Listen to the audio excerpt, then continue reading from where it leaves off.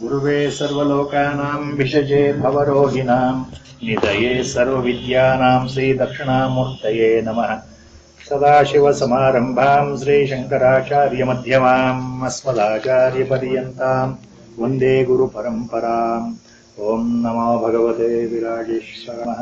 ಓಂ ಶ್ರೀ ಮಹಾಸರಸ್ವತ್ಯೈ ನಮಃ. ವಸುದೇವಸುತಂ ದೇವಂ ಕಂಸಚಾಣೂರಮರ್ದನಂ ದೇವಕೀ ಪರಮಾನಂದಂ ಕೃಷ್ಣಂ ವಂದೇ ಜಗದ್ಗುರುಂ. ಮೂಕಂ ಕರೋತಿ ವಾಚಾಲಂ ಪಂಗುಂ ಲಂಘಯತೆ ಗಿರಿಂ ಯತ್ಕೃಪಾತಮಹಂ ವಂದೇ ಪರಮಾನಂದಮಾಧವಂ. ನಾರಾಯಣಂ ನಮಸ್ಕೃತ್ಯ ನರಂ ಚೈವ ನರೋತ್ತಮಂ ದೇವೀಂ ಸರಸ್ವತೀಂ ವ್ಯಾಸಂ ತತೋ ಜಯಮುದೀರಯೇತ್. 9ನೇ ಅಧ್ಯಾಯ ಕೊನೆ ಭಾಗಕ್ಕೆ ಬಂದಿದ್ದೇವೆ. 31ನೇ ಶ್ಲೋಕಕ್ಕೆ ಬಂದಿತ್ತು. 31ನೇ ಶ್ಲೋಕ ಅದರ ಹಿಂದಿನ ಶ್ಲೋಕ 30ನೇ ಶ್ಲೋಕದ ಅನುಗುಣವಾಗಿ 31ನೇ ಶ್ಲೋಕ ಅರ್ಥ ಮಾಡಿಕೊಳ್ಬೇಕು. ಎಲ್ಲ ಮಹಾತ್ಮರು ಹೇಳಿದ ಹಾಗೆ, ಕ್ಷಿಪ್ರಂ ಭವತಿ ಧರ್ಮಾತ್ಮ ಶಶ್ವಚ್ಛಾಂತಿಂ ನಿಗಚ್ಚತಿ ಕೌಂತೇಯ ಪ್ರತಿಜಾನೀಹಿ ನಮೇ ಭಕ್ತಃ ಪ್ರಣಶ್ಯತಿ. ನಮ್ಮ ಗುರುದೇವರು ಯಾವಾಗಲೂ ಕೆಲವು ಭಗವದ್ಗೀತಾ ಶ್ಲೋಕಗಳ ಕೆಲವು ಭಾಗ ಅವಾಗ ಒತ್ತಿ ಒತ್ತಿ ಹೇಳ್ತಾ ಇದ್ರಲ್ಲ, ಮಾತಿನಲ್ಲಿ, ಅವರ ಅನುಗ್ರಹ ವಚನದಲ್ಲಿ, ಅನುಗ್ರಹ ಭಾಷಣದಲ್ಲಿ. ಅದರಲ್ಲಿ ಇದು ಒಂದು ಮುಖ್ಯವಾದ, ಗುರುಗಳಿಗೆ ಬಹಳ ಪ್ರಿಯವಾದದ್ದು, ಯಾವಾಗಲೂ ಹೇಳ್ತಾ ಇರ್ತಾರೆ, ನಮೇ ಭಕ್ತಃ ಪ್ರಣಶ್ಯತಿ. ಭಗವದ್ಗೀತೆಯಲ್ಲಿ ಮುಖ್ಯವಾದ ಸಂದೇಶ ಅಂತ ಯಾರಾದರೂ ಕೇಳಿದರೆ, ರೈಟ್ ಫ್ರಮ್ ಆಚಾರ್ಯ ಶಂಕರ ಭಗವತ್ಪಾದ 1100 ವರ್ಷಗಳ ಹಿಂದಿನಿಂದಲೂ ಆಚಾರ್ಯರ ಏನು ಭಾಷ್ಯ ಇದೆ, ಆಮೇಲೆ ಇಲ್ಲಿಯವರೆಗೆ ನೂರಾರು ಮಹಾತ್ಮರು, ನೂರಾರು ಸಂತರು, ಸಾಧು ಸಜ್ಜನರು ಭಗವದ್ಗೀತಾ ವ್ಯಾಖ್ಯಾನ ಬರೆದಿದ್ದಾರೆ, ಭಗವದ್ಗೀತಾ ಕಾಮೆಂಟ್ರಿ ಬರೆದಿದ್ದಾರೆ. ಭಗವದ್ಗೀತೆಯ ಮೂಲ ಆಶಯ ಏನು ಅಂತ ಅವ್ರದ್ದೇ ವಿಚಾರಧಾರೆಯಲ್ಲಿ ಮನಮುಟ್ಟು ಹಾಗೆ ಸಂದೇಶ ಕೊಟ್ಟಿದ್ದಾರೆ ಮಹಾತ್ಮರು, ಸಾಧು ಪುರುಷರು, ಜ್ಞಾನಿಗಳು. ನಮ್ಮ ಗುರುಗಳು ಒಂದು ಮಾತು ಹೇಳ್ತಾ ಇದ್ರು, ಈ ನಮೇ ಭಕ್ತ ಪ್ರಣಶ್ಯತಿ ಅನ್ನೋದು ಅವರಿಗೆ ಬಹಳ ಪ್ರಿಯವಾದ ಭಗವಂತನ ಸಂದೇಶ. ನನ್ನ ಭಕ್ತರು ಎಂದೂ ನಾಶವಾಗೋದಿಲ್ಲ ಅಂತ ಮೇಲಿನ ಅರ್ಥ, ಬಹಳ ಸುಲಭವಾದ ಅರ್ಥ. My devotee will never perish, ನಮೇ ಭಕ್ತ ಪ್ರಣಶ್ಯತಿ, I will see that he is uplifted. ಇದು ಭಗವಂತನ ವಚನ, ಭಗವಂತನ ವಾಣಿ, ಭಗವಂತನ ಆದೇಶ. ಸೊ ಭಗವದ್ಗೀತೆಯಲ್ಲಿ ಮುಖ್ಯವಾದ ತಾತ್ಪರ್ಯ ಅರ್ಥ ಮಾಡ್ಕೊಳ್ಬೇಕು ಅಂತಂದ್ರೆ, ಭಗವಂತ ಏನ್ ಹೇಳ್ತಾ ಇದ್ದಾನೆ, ಕಲಿಯುಗಕ್ಕೆ ಅನುಗುಣವಾಗಿ ಅಂತ ನಮ್ಮ ಗುರುಗಳು ಹೇಳಿದರು. ಭಗವದ್ಗೀತೆಯಲ್ಲಿ ಎಲ್ಲ ರೀತಿಯ ಸಾಧನಾ ಮಾರ್ಗಗಳನ್ನ ಹೇಳಿ, ಇನ್ನು ಮುಂದೆ ಬರತಕ್ಕಂಥ ಕಲಿಯುಗ, ಯಾಕಂದ್ರೆ ಮಹಾಭಾರತ ಯುದ್ಧ ಆಗ್ತಾ ಇರೋ ಸಂದರ್ಭದಲ್ಲಿ ಕಲಿಯುಗ ಪ್ರವೇಶ ಆಗೋದಿತ್ತು. ಮಹಾಭಾರತ ಯುದ್ಧ ಮುಗಿದ ನಂತರ ಕಲಿಯುಗ ಪ್ರವೇಶ ಅಂತ ಎಲ್ಲರಿಗೂ ಗೊತ್ತಿದೆ, ಭಗವಂತನಿಗೆ ಗೊತ್ತಿದೆ, ಆತನೇ ಹೇಳಿದ್ದಾನೆ, ಧರ್ಮರಾಯನಿಗೆ ಗೊತ್ತಿದೆ. ಸೊ ಮುಂದೆ ಬರೋ ಕಲಿಯುಗದಲ್ಲಿ ಏನು, ಆ ಯೋಚನೆ ಇಟ್ಕೊಂಡು ಭಗವಂತ ಹೇಳ್ತಾ ಇದ್ದಾನೆ, ನನ್ನ ಭಕ್ತರು ನಾಶವಾಗುವುದಿಲ್ಲಪ್ಪ ಅರ್ಜುನ ಅನ್ನೋದು ಆತನ ಒಂದು ದೃಢವಾದ ಸಂದೇಶ, ದೃಢವಾದ ಒಂದು ವಚನ, ಸತ್ಯ ವಚನ. ನಮೇ ಭಕ್ತ ಪ್ರಣಶ್ಯತಿ. ಅದರ ಮೂಲ ಅರ್ಥ ಏನು ಅಂದ್ರೆ, ಭಗವದ್ಗೀತೆ ತಾತ್ಪರ್ಯವೇ ಈ ಶಬ್ದದಲ್ಲಿದೆ, ಈ ಪದಗಳಲ್ಲಿ ಬಂದಿದೆ ಅಂತ ಗುರುಗಳು ಹೇಳ್ಬೇಕು. ನನ್ನ ಭಕ್ತನು ಅಂತಂದ್ರೆ ಕಲಿಯುಗಕ್ಕೆ, ಈಗ ನಾವಿರ್ತಕ್ಕಂಥ ಯುಗ ಇದೆಯಲ್ಲ, ಈ ಸಂಧಿ, ನಮಗೆ ಸುಲಭವಾದ ದಾರಿ ಯಾವುದು ಅಂತ ಭಗವಂತ ಹೇಳ್ತಾ ಇದ್ದಾನೆ ಅಂತ. ಜ್ಞಾನಯೋಗವನ್ನ ಹೇಳಿ, ಅಂದ್ರೆ ಜ್ಞಾನಯೋಗ ಅಂದ್ರೆ ಸಾಂಖ್ಯ ಅಥವಾ ರಾಜಯೋಗ ಅಥವಾ ಬುದ್ಧಿಯೋಗ, ವಿಚಾರ ಮಾರ್ಗ, ಇದು ಎಲ್ಲವನ್ನೂ ಹೇಳಿ, ಜ್ಞಾನಾದೇವ ಕೈವಲ್ಯಂ ಅಂತ ಉಪನಿಷತ್ ವಚನ ಇದೆ, ಜ್ಞಾನದಿಂದ ಮಾತ್ರ ಮೋಕ್ಷ ಅಂತ. ಅದರ ಹಿರಿಮೆಯನ್ನ ಹೇಳಿ, ಕರ್ಮಯೋಗದ ಹಿರಿಮೆಯನ್ನ ಹೇಳಿ, ಪಾತ್ ಆಫ್ ನಾಲೆಡ್ಜ್ ಎರಡನ್ನೂ ಹೇಳಿ, ಕರ್ಮಯೋಗದ ಮಹತ್ವ ಹೇಳಿ, ನಿಷ್ಕಾಮ ಕರ್ಮಯೋಗದ ಮಹತ್ವ ಹೇಳಿ, ಆಸೆ ಇಲ್ಲದೆ ನೀನು ಕರ್ಮಗಳನ್ನ ಮಾಡಿದರೆ ಚಿತ್ತ ನಿನ್ನ ಅಹಂಕಾರ, ನಿನ್ನ ಅಂತಃಕರಣ ಎಲ್ಲವೂ ಶುದ್ಧವಾಗಿ ಕೊನೆಗೆ ನೀನು ಭಗವಂತನ ಸೇರೋದು ನಿಶ್ಚಯ ಅಂತ ಆ ಕರ್ಮಯೋಗದ ಹಿರಿಮೆಯನ್ನು ಹೇಳಿದ ಮೇಲೆ ಭಗವಂತ ಭಕ್ತಿಯೋಗದ ಬಗ್ಗೆ ಮಾತಾಡ್ತಾರೆ. ಅಲ್ಲಲ್ಲಿ ಬಂದ್ಬಿಡಿದೆ ಭಕ್ತಿಯೋಗದ ಹಿರಿಮೆ, ಭಕ್ತಿಯೋಗದ ಮಹತ್ವ, ಪಾತ್ ಆಫ್ ಡಿವೋಷನ್. ಇದು ಕಲಿಯೋಗಕ್ಕೆ ಬಹಳ ಸುಲಭ. ಭಗವಂತನೇ ಹೇಳಿರೋ ಪ್ರಕಾರ ನಾರದ ಪುರಾಣದಲ್ಲಿ ಒಂದು ನಾರದ ಮಹರ್ಷಿಗಳ ಉಕ್ತಿ ಏನಿದೆ, ಕಲಿಸಂತ್ರಣ ಉಪನಿಷತ್ತಲ್ಲಿ ಭಗವಾನ್ ವಿಷ್ಣು ಬ್ರಹ್ಮನಿಗೆ ಏನ್ ಹೇಳಿದ್ದಾನೆ, ಅವೆಲ್ಲವನ್ನೂ ಸೇರಿಸಿ ಗುರುಗಳು ಹೇಳಿದ ಮಾತು. ಕಲಿಯುಗದಲ್ಲಿ ಬಹಳ ಸುಲಭ, ಬಹಳ ಸುಲಭ, ಯಾವ ರೀತಿ ತೊಂದರೆ ಇಲ್ಲದೆ ನಾವು ಆಚರಣೆ ಮಾಡೋದು ಯಾವುದು ಅಂತಂದ್ರೆ, ಭಗವಂತನನ್ನು ಹೇಗೆ ನಾವು ಪಡೆಯೋದು ಅಂದ್ರೆ ನಿಜವಾದ ಭಕ್ತಿ. ನಿಜವಾದ ಭಕ್ತಿ ಬೇಕಾದಷ್ಟು ಉದಾಹರಣೆ ನಮಗಿದೆ ಕಲಿಯುಗದಲ್ಲೂ. ಭಕ್ತ ಮಾರ್ಕಂಡೇಯ ಇದ್ದಾನೆ ಉದಾಹರಣೆ, ಭಕ್ತ ಪ್ರಹ್ಲಾದ ಇದ್ದಾನೆ ಉದಾಹರಣೆ. ನಮ್ಮ ಉಪನಿಷತ್ ಕಥೆಗಳಲ್ಲಿ ಪುರಾಣಗಳಲ್ಲಿ ಇತ್ತೀಚಿನ ಉದಾಹರಣೆಗಳು ಕೊಡಬೇಕು ಅಂದ್ರೆ ಬೇಕಾದಷ್ಟು ಉದಾಹರಣೆಗಳು. ಸಂತ ಮೀರಾಬಾಯಿ ಇದ್ದಾಳೆ, ಸಂತ ಸಕೂಬಾಯಿ ಇದ್ದಾಳೆ, ಚೈತನ್ಯ ಮಹಾಪ್ರಭು ಇದ್ದಾರೆ ಬಂಗಾಲ್ದು ನವದ್ವೀಪ್, ಪುರಂದರದಾಸರು, ಕನಕದಾಸರು ಎಲ್ಲವೂ ಭಕ್ತಿ ಮಾರ್ಗದ ಆರಾಧಕರೇ. ಸಂತ ತ್ಯಾಗರಾಜರು ಸಾಕ್ಷಾತ್ ಭಕ್ತಿ ಮಾರ್ಗದ, ರಾಮನನ್ನ ಬಿಟ್ಟು ಅವರು ಮತ್ತೇನನ್ನೂ ಬಯಸಲಿಲ್ಲ ಜೀವನದಲ್ಲಿ ಸಂತ ತ್ಯಾಗರಾಜರು. ಅಂಡ್ ಅವರು Gurudeva telling how Lord Rama the ಪರಬ್ರಹ್ಮ ತತ್ವ ಅಪಿಯರ್ಡ್ ಇನ್ ಸಾಕಾರ in front of saint Tyagaraja. So ಭಕ್ತಿ ಬಹಳ ಸುಲಭ. ಸುಲಭ ಅಂದ್ರೆ ರಾಜಮಾರ್ಗ, ಜ್ಞಾನ ಮಾರ್ಗ, ಕುಂಡಲಿನಿ ಯೋಗ, ಜಪ ಯೋಗ, ಮಂತ್ರ ಯೋಗ, ಇವೆಲ್ಲಕ್ಕಿಂತ ಭಕ್ತಿ ಸುಲಭ ಅಂತ. ಈ ಭಕ್ತಿ ನಮ್ಮಲ್ಲಿ ದೃಢವಾಗಿದ್ರೆ, ನೀನು ನಿಜವಾದ ಅರ್ಥದಲ್ಲಿ ಭಗವಂತನಲ್ಲಿ ಭಕ್ತಿ ಇಟ್ಟರೆ ಭಗವಂತ ನಿನ್ನನ್ನು ಕೈ ಬಿಡಲ್ಲ ಅನ್ನೋ ಆಶ್ವಾಸನೆ ಎಲ್ಲರಿಗೂ ಎಲ್ಲ ಕಾಲಕ್ಕೂ ಸಲ್ಲುವಂತದ್ದು ಭಗವಂತ ಇಲ್ಲಿ ಕೊಡ್ತಾ ಇದ್ದಾನೆ. ನಮೇ ಭಕ್ತ ಪ್ರಣಶ್ಯತಿ. ನಮಗೆ ಉಪನಿಷತ್ ಅರ್ಥ ಆಗ್ಲಿಲ್ವಾ, ನಮಗೆ ವೇದ ಅರ್ಥ ಆಗ್ಲಿಲ್ವಾ, ನಮಗೆ ಪೂಜೆ ಪುನಸ್ಕಾರ ಮಂತ್ರಗಳು ಬರ್ತಾ ಇಲ್ವಾ, ನಮ್ಗೆ ಯಾವ ಶ್ಲೋಕಗಳು ಬಾಯಿಗೆ ನಿಲ್ಲೋದಿಲ್ಲ, ನಮ್ಮ ಬಾಯಿ ತಿರುಗೋದಿಲ್ಲ, ನಮಗೆ ಗೊತ್ತಿಲ್ಲ, ಏನೇ ಅಂದ್ರೂ ಸುಲಭದಲ್ಲಿ ನಾವು ಭಗವಂತನ ಭಕ್ತಿಯಿಂದ ಅರ್ಚನೆ ಮಾಡಬಹುದು ಮನಸ್ಸಿನಲ್ಲಿ. ಇದಕ್ಕೆ ಬಡವ ಬಲ್ಲಿದ ಅನ್ನೋ ಭೇದ ಇಲ್ಲ. ಭಕ್ತಿ ಎಲ್ಲರಿಗೂ ಸುಲಭವಾಗಿ ಒಲಿತಕ್ಕಂತಹ ಒಂದು, ಭಗವಂತ ನೀನು ಒಬ್ಬನೇ ಅಪ್ಪ ಸತ್ಯ, ನಾವ್ಯಾರೂ ಸತ್ಯ ಅಲ್ಲ, ನಿನ್ನಿಂದಲೇ ಜಗತ್ ನಡೀತಾ ಇದೆ, ನೀನೇ ಕರ್ಮಾಧ್ಯಕ್ಷ, ನೀನೇ ಎಲ್ಲದಕ್ಕೂ ಕಾರಣಕರ್ತ, ನಾನೇನೂ ಅಲ್ಲ, ನಾನು ಸೊನ್ನೆ, I am a big zero, you are everything, I am nothing. ಈ ಭಾವ ಬಲಿತಾ ಹೋಗ್ಬೇಕಲ್ಲ, ಅದು ಭಕ್ತಿಲ್ಲ. ಭಕ್ತಿಲಿ ಬಹಳ ಸುಲಭ. ಸಾಕಾರ ಪೂಜೆನಲ್ಲಿ ಭಕ್ತಿಗೆ ಬಹಳ ಮಹತ್ವ ಇದೆ. ಮುಂದೆ ಹೇಳ್ತಾನೆ ಭಗವಂತ, ನಿರಾಕಾರ ತತ್ವದ ಪೂಜೆಗಿಂತ, ನಿರಾಕಾರ ತತ್ವದ ಆರಾಧನೆಗಿಂತ ಸಾಕಾರ ರೂಪದಲ್ಲಿ ಭಗವಂತನ ಆರಾಧನೆ ಕಲಿಯುಗದಲ್ಲಿ ಬಹಳ ಸುಲಭ. ಅದಕ್ಕೆ ಕಾರಣ ಭಕ್ತಿ. ಸೊ ಭಕ್ತಿ ಇದ್ದಲ್ಲಿ ಭಗವಂತ ಒಲಿಯೋದು ನಿಶ್ಚಿತ ಅಂತ ಯಾರು ಹೇಳ್ತಾ ಇರ್ತಾರೆ? ಭಗವಂತನೇ ಹೇಳ್ತಾ ಇರೋ ಮಾತು. ನಮೇ ಭಕ್ತ ಪ್ರಣಶ್ಯತಿ. ಯಾರು ನಿಜವಾಗ್ಲೂ ನನ್ನ ಭಕ್ತರೋ ಅವರಿಗೆ ಯಾವತ್ತಿದ್ರೂ ಉದ್ಧಾರ ನಿಶ್ಚಿತ ಅನ್ನೋದು. ರಾಮಾಯಣದಲ್ಲಿ ಒಂದು ಪ್ರಸಂಗ ಬರುತ್ತೆ, ಆ ಶ್ಲೋಕಗಳು ಈಗ ನನ್ನ ಬಾಯಿಗೆ ಬರೋದಿಲ್ಲ. ರಾವಣನ ಜೊತೆಗೆ ಯುದ್ಧ ಪ್ರಾರಂಭ ಆಗೋ ಸಮಯ, ಲಂಕಾಧಿಪತಿ ರಾವಣನ ಜೊತೆಗೆ ಇನ್ನೇನು ಯುದ್ಧ ಪ್ರಾರಂಭ ಆಗೋ ಸಮಯ. ಅವಾಗ ವಿಭೀಷಣ ರಾವಣನ ತಮ್ಮ ಓಡಿ ಬರ್ತಾನಲ್ಲ ರಾಮನ ಹತ್ರ ಶರಣಾಗತಿಯಾಗಿ, ನಾನು ರಾಮ ನೀನು ಏನು ಅಂತ ನನ್ಗೆ ಗೊತ್ತಿದೆ, ನನ್ನ ಅಣ್ಣ ತಪ್ಪು ಮಾಡ್ತಾ ಇದ್ದಾನೆ, ಮಹಾ ಅಪರಾಧ ಮಾಡ್ತಾ ಇದ್ದಾನೆ, ಪರಸ್ತ್ರೀ ಗಮನ ಮಾಡಿಬಿಟ್ಟು ಪರಸ್ತ್ರೀಯನ ತಾಯಿ ಅಂತ ತಿಳ್ಕೊಳ್ಬೇಕು, ಆದ್ರೆ ನಿನ್ನ ಹೆಂಡತಿನ ಅವನು ಮೋಹಿಸಿ ಎತ್ಕೊಂಡ್ ಬಂದ್ಬಿಟ್ನಲ್ಲ, ಬಹಳ ದೊಡ್ಡದು ಅಧರ್ಮ ಮಾಡಿದ್ದಾನೆ, ನೀಚ ಕೆಲಸ, ಸಾವು ನಿಶ್ಚಿತ ಅಂತ ನನಗೆ ಗೊತ್ತಿದೆ, ನೀ ನನ್ನ ಕಾಪಾಡುವಂತ ವಿಭೀಷಣ ಓಡ್ ಬಂದಾಗ ಉಳಿದವರೆಲ್ಲರೂ ರಾಮನಿಗೆ ಹೇಳ್ತಾರೆ, ರಾಕ್ಷಸ ರಾಜ ರಾವಣನ ತಮ್ಮ ವಿಭೀಷಣ ಇಲ್ಲಿ ಬಂದು ನಿಮ್ಮ ಶರಣಾಗತಿ ಕೇಳ್ತಾ ಇದ್ದಾನೆ ಅಂದ್ರೆ ಇದು ಒಂದು ದೊಡ್ಡ ಷಡ್ಯಂತ್ರ, ವೈರಿಗಳ ಷಡ್ಯಂತ್ರ. ರಾವಣನೇ ಯಾಕೆ ಕಳಿಸಿರಬಾರದು ವಿಭೀಷಣನ? ಏನಾದ್ರೂ ಮಾಡಿ ರಾಮನ ಸೈನಿಕರ ವ್ಯವಸ್ಥೆಗಳನ್ನ ಪರಿಶೀಲನೆ ಮಾಡಿ ಇಲ್ಲಿ ಏನಾಗ್ ತಿಳ್ಕೊಂಡು ಗುಪ್ತವಾಗಿ ಮಾಹಿತಿಯನ್ನು ಯಾಕೆ ರವಾನೆ ಮಾಡ್ಲಿಕ್ಕೆ ಬಂದಿರಬಾರ್ದು? ವಿಭೀಷಣ ನಿಜವಾಗ್ಲೂ ಶರಣಾಗತಿಯಿಂದ ಬಂದಿದಂತ ಏನಪ್ಪ ನಮಗೆ? ಆತ ಗೂಢಚಾರಿ ಯಾಕಾಗಿರಬಾರದು? ಗುಪ್ತಚಾರ ಯಾಕಾಗಿರಬಾರದು? ರಾಕ್ಷಸರು ನಂಬಬಾರದು ಅಂತಿದೆಯಲ್ಲ, ದಯವಿಟ್ಟು ವಿಭೀಷಣನ ಬಂದಿ ಮಾಡಿ, make him A prisoner of war. Don't believe what Vibhishana says, because he is A brother of Ravana, enemy. Enemy's brother is an enemy.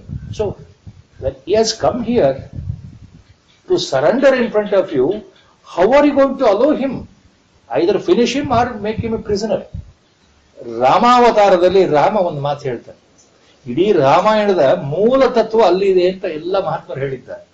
Rama ಅವಾಗ ಉಳಿದವ್ರಿಗೆ ಏನ್ ಹೇಳ್ತಾನೆ? ಅಂಗದ, ನಳ, ಜಾಂಬುವಂತ, ಸುಗ್ರೀವ, ಇವರಿಗೆಲ್ಲ ಏನ್ ಹೇಳ್ತಾನೆ ರಾಮ ಅವಾಗ ಅಂತಂದ್ರೆ, ಯಾರು ಯಾವುದೇ ಸಂದರ್ಭದಲ್ಲಿ ಯಾವ ವ್ಯಕ್ತಿನೇ ಆಗಿರಲಿ ನನ್ನ ಹತ್ರ ಬಂದು ನನ್ನ ಕಾಲ ಬುಡದಲ್ಲಿ ನಾನು ನಿನಗೆ ಶರಣಾಗಿದ್ದೇನೆ ಅಂತ ಪ್ರತಿಜ್ಞೆ ಮಾಡಿದರೆ ಎಲ್ಲಾ ಕಾಲಕ್ಕೂ ಆತನ ರಕ್ಷಣೆ ನನಗೆ ಸೇರಿದ್ದು. If anybody surrenders with humility, it is my out to protect him throughout. This is my promise. ಇದು ನನ್ನ ವಚನ ಅಂತ ರಾಮ ಹೇಳ್ತಾರೆ. ವಾಲ್ಮೀಕಿ ರಾಮಾಯಣದಲ್ಲಿ ಬರುತ್ತೆ, ಬಹಳ ಸುಂದರವಾದ ಪ್ರಸಂಗ ಅದು. ಅವನು ಶತ್ರುವಿನೇ ಆಗಿರ್ಲಿ, ಶತ್ರುವಿನ ತಮ್ಮನೇ ಆಗಿರ್ಲಿ, ಶತ್ರುವೇ ಆಗಿರಲಿ, ಇಲ್ಲಿ ಬಂದು ನನ್ನ ಹತ್ರ ಶರಣಾಗತಿ ಕೋರ್ಬಿಟ್ಟು ನನ್ನನ್ನು ರಕ್ಷಿಸುವಂದಾಗ ಈತನ ರಕ್ಷಣೆ ನನಗೆ ಸೇರಿದ್ದು. ಅಲ್ಲಿ ಭಗವಂತ ರಾಮಾವತಾರದಲ್ಲಿ ಏನ್ ಹೇಳ್ತಾ ಇದ್ದಾನಂದ್ರೆ, ಈತ ಶರಣಾಗತನಾಗಿದ್ದಾನೆ, ಈತ ನನ್ನ ಭಕ್ತ, ಈ ಭಕ್ತನನ್ನ ಕಾಪಾಡೋದು ನನ್ನ ಕರ್ತವ್ಯ ಅಂತ ಅಲ್ಲಿ ತೋರಿಸ್ತಾ ಇದ್ದಾನೆ. ಅದೇ ತತ್ವ, ಅದೇ ಭಗವಂತ, ಅದೇ ಭಗವತ್ ತತ್ವ ಕೃಷ್ಣಾವತಾರದಲ್ಲಿ ಏನು ಹೇಳ್ತಾ ಇದ್ದಾನೆ ಮುಂದೆ, ನಮೇ ಭಕ್ತ ಪ್ರಣಶ್ಯತಿ. ಎರಡೂ ಒಂದೇ ಅಂತ ನಮ್ಮ ಗುರುಗಳು ತುಂಬಾ ಹಿಂದೆ ನಮಗೆ ಬಿಡಿಸಿ ಕೆಲವು ಫ್ರೇಸಸ್, ಏನು ಶ್ಲೋಕದ ಅರ್ಧ ಭಾಗಗಳಿದೆಯಲ್ಲ, ಅವಾಗ ಪದೇ ಪದೇ ಗುರುಗಳು ಹೇಳ್ತಾ ಇದ್ರು ನಮಗೆ, ಅದನ್ನು ಯಾವಾಗಲೂ ನೆನ್ಪಿಟ್ಕೊಳ್ಬೇಕು ಅಂತ. ಅದು ಗುರುಗಳು ಹೇಳಿದ್ದು ಯಾವಾಗಲೂ ಇಂಥದ್ದು ನೆನಪಿರುತ್ತೆ. ಭಗವದ್ಗೀತೆ ಮೂಲ ತಾತ್ಪರ್ಯ ಏನು ಕಲಿಯುಗಕ್ಕೆ ಅಂತಂದ್ರೆ, ಭಕ್ತಿ ಮಾರ್ಗದಲ್ಲಿ ಭಗವಂತನನ್ನ ಪಡೆಯೋದು ಸುಲಭ. In the path of devotion with total pure unaltered, unadulterated devotion, it is easy to obtain God. It is easy to reach God. It is easy to get realized. Easy to be blessed by God. The only condition, ನಿಜವಾದ ಭಕ್ತಿ ನನ್ನಲ್ಲಿದ್ದರೆ, ನನ್ನ ಕಾಪಾಡೋ ಹೊಣೆ ಭಕ್ತನಾಗಿರ್ತಕ್ಕಂಥ ನನ್ನನ್ನ ರಕ್ಷಣೆ ಮಾಡೋ ಹೊಣೆ ಭಗವಂತನಿಗೆ ಸೇರಿದ್ದು ಅಂತ ಭಗವಂತನೇ ಹೇಳ್ತಾ ಇದ್ದ. ನನ್ನ ಭಕ್ತರು ನಾಶವಾಗ್ಲಿಕ್ಕೆ ಬಿಡೋದಿಲ್ಲ. ನನ್ನ ಭಕ್ತರ ಪ್ರತಿಜ್ಞೆ ಏನಿದೆ, ನನ್ನ ಭಕ್ತರು ಏನು ಪ್ರತಿಜ್ಞೆ ಮಾಡ್ತಾರೆ, ಅವ್ರು ಏನ್ ಹೇಳ್ತಾರೆ ಅದು ನಡೆಸಬೇಕಾಗಿರೋದು ನನ್ನ ಕರ್ತವ್ಯ ಅಂತ ಭಾವ. ಇದಕ್ಕೆ ಇನ್ನೊಂದು ಉದಾಹರಣೆ, ಮಹಾಭಾರತದ್ದೇ ಉದಾಹರಣೆ ಕೊಡಬೇಕು ಅಂದ್ರೆ, keep forgetting, so we have to remind ourselves. There is a beautiful incidents at the time of the war of Mahabharata. 10ನೇ ದಿವಸ, 10th day of Mahabharata war remains ಅನ್ಕಾನ್ಕರ್ಡ್.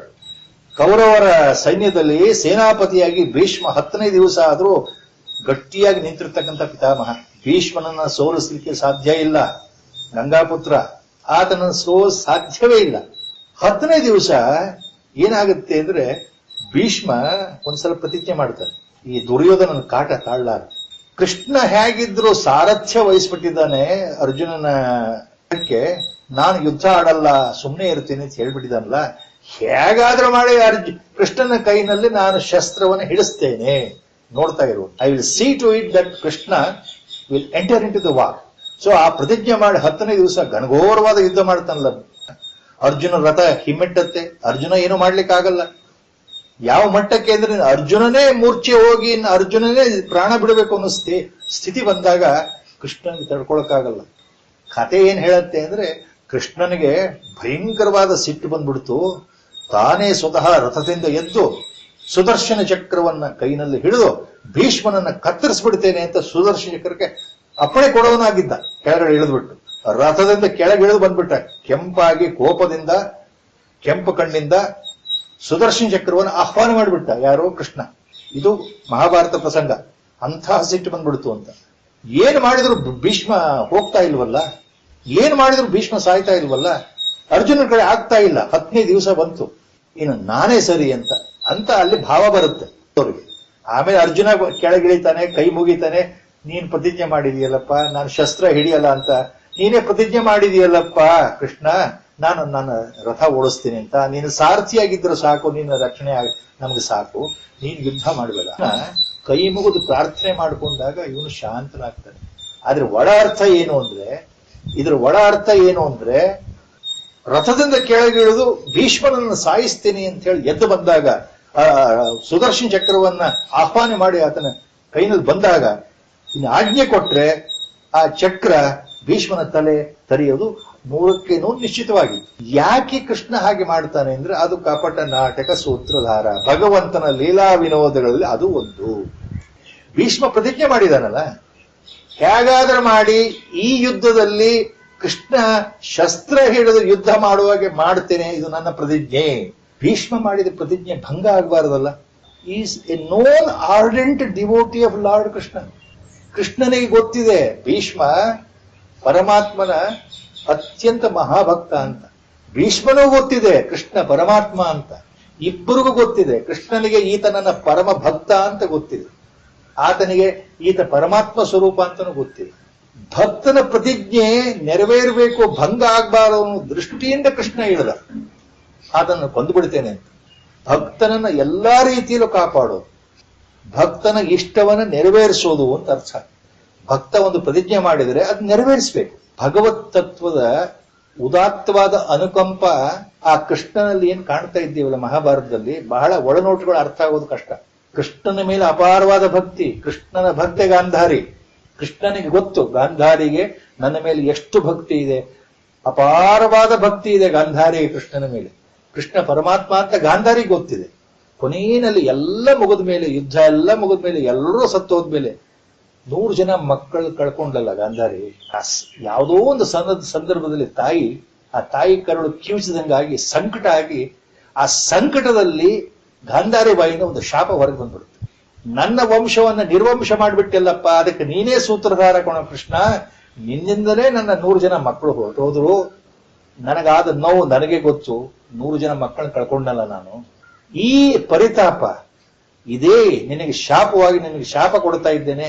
ನಿನ್ನ ಯಾದವ ಕುಲ, ನಿನ್ನ ಕಣ್ಣೆದುರಿಗೆ ನಿನ್ನ ಆತ್ಮೀಯರು, ನಿನ್ನ ಬಂಧುಗಳು, ನಿನ್ನ ಅಣ್ಣ ತಮ್ಮಂದರು ಅಂದ್ರೆ ಕುಲದ ಲೆಕ್ಕದಲ್ಲಿ, ನಿನ್ನ ಮಕ್ಕಳು, ಮರಿಮಕ್ಕಳು ಅಂದ್ರೆ ಮೊಮ್ಮಕ್ಕಳು ಎಲ್ಲರೂ ನಿನ್ನ ಕಣ್ಣೆದುರಿಗೆ ನಾಶವಾಗಲಿ ಅಂತ ಶಾಪ ಕೊಡ್ತಾರೆ.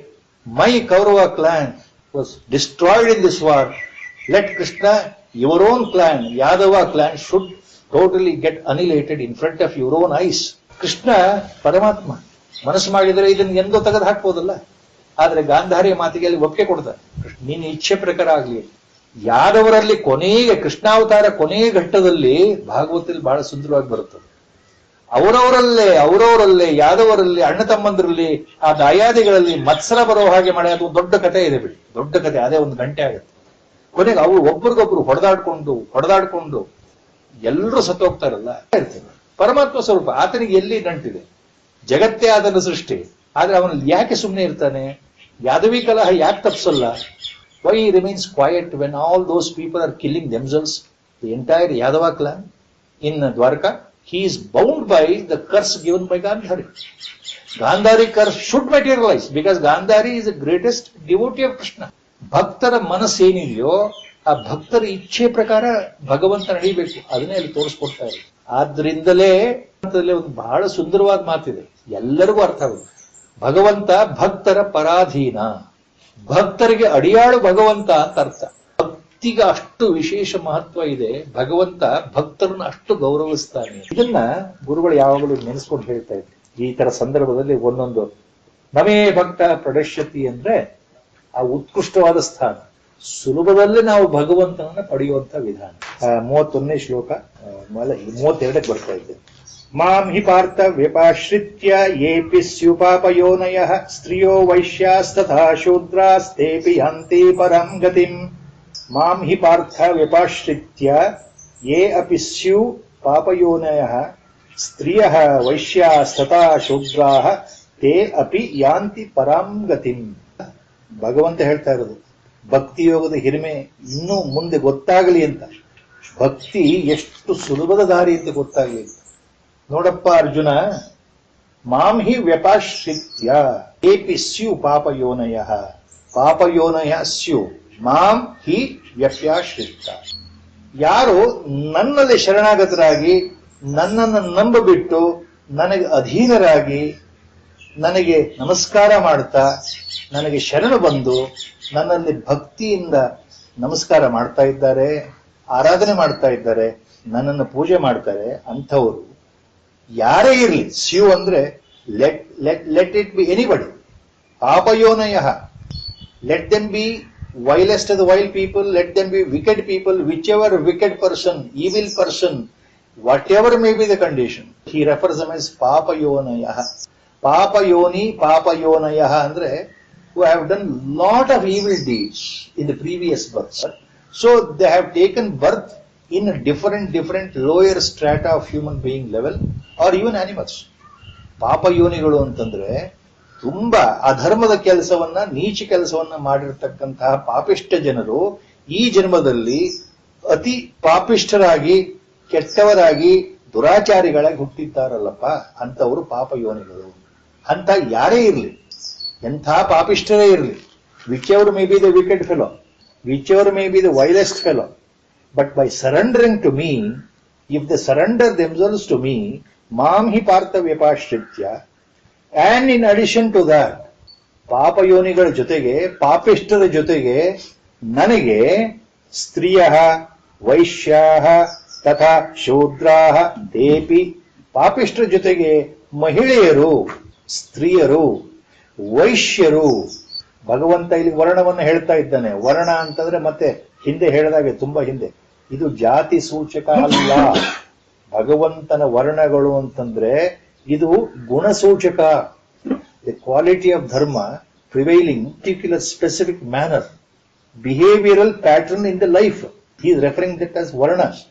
ಭಗವಂತ ಏನ್ ಹೇಳ್ತಾನೆ, ಪಾಪಿಷ್ಟರ ಜೊತೆಗೆ ಸ್ತ್ರೀಯರು, ವೈಶ್ಯ ಕಮ್ಯುನಿಟಿ ಅಂದ್ರೆ ಟ್ರೇಡಿಂಗ್ ಕಮ್ಯುನಿಟಿ, ಶೂದ್ರ ಲೇಬರ್ ಕಮ್ಯುನಿಟಿ, ಸರ್ವಿಟ್ಯೂಡ್ ಪೀಪಲ್, ಸೇವಕರು, ಪರಿಚಾರಕರು, ಇತರೆ ಜನಗಳ ಅಥವಾ ಸಮಾಜದ ವ್ಯವಸ್ಥೆಗೆ ಪರಿಚಾರಕ ವ್ಯವಸ್ಥೆ ಮಾಡ್ತಕ್ಕಂಥವರು, ಕಸ ಹೊಡೆಯೋರು ಇರ್ತಾರೆ, ಒಂದ್ ಕಡೆ ಸಾಗಿಸೋರು ಇರ್ತಾರೆ, ಮಲ ಹೊರೋರು ಇರ್ತಾರೆ, ಅಥವಾ ನಿಮ್ಮ ಗಟರ್ ಕ್ಲೀನ್ ಮಾಡೋರು ಇರಬಹುದು, ಚರಂಡಿ ಕ್ಲೀನ್ ಮಾಡೋರು ಇರಬಹುದು, ಮೋರಿ ಕಟ್ಕೊಂಡಿದ್ರೆ ಅದನ್ನ ಕ್ಲೀನ್ ಮಾಡ್ಲಿಕ್ಕೆ ಜನ ಬೇಕು, ಕಾರ್ಖಾನೆಗಳಲ್ಲಿ ಜನ ಬೇಕು ದುಡಿಲಿಕ್ಕೆ.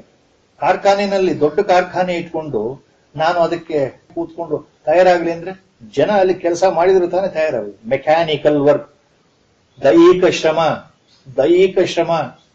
ನೆಲ ಇದೆ, ಜಮೀನಿದೆ, ಎಲ್ಲ ಇದೆ, ನೀರಿದೆ, ಆದ್ರೆ ಅಲ್ಲಿ ಉಳುಮೆ ಮಾಡ್ಲಿಕ್ಕೆ in order to till the land, to prepare the land, physical manual labour. So ಆ ತರ ಫಿಸಿಕಲ್ ಮ್ಯಾನ್ಯುಯಲ್ ಲೇಬರ್ ಇರತಕ್ಕಂಥ ಕ್ಲಾಸ್ ವಿಚಾರಕರು, ಸೇವಕರು. ಎಲ್ಲೇ ಹೋಗ್ಲಿ ಸಮಾಜದಲ್ಲಿ ಸೇವಕರು ಬೇಕು ಅಂತ. ಸೇವಕರು ಅಂತಂದ್ರೆ ಸೇವಕರು ಸೇವೆ ಮಾಡದಿದ್ರೆ ನಿಮ್ಗೆ ಕೆಲಸ ನಡೆಯೋದಿಲ್ಲ.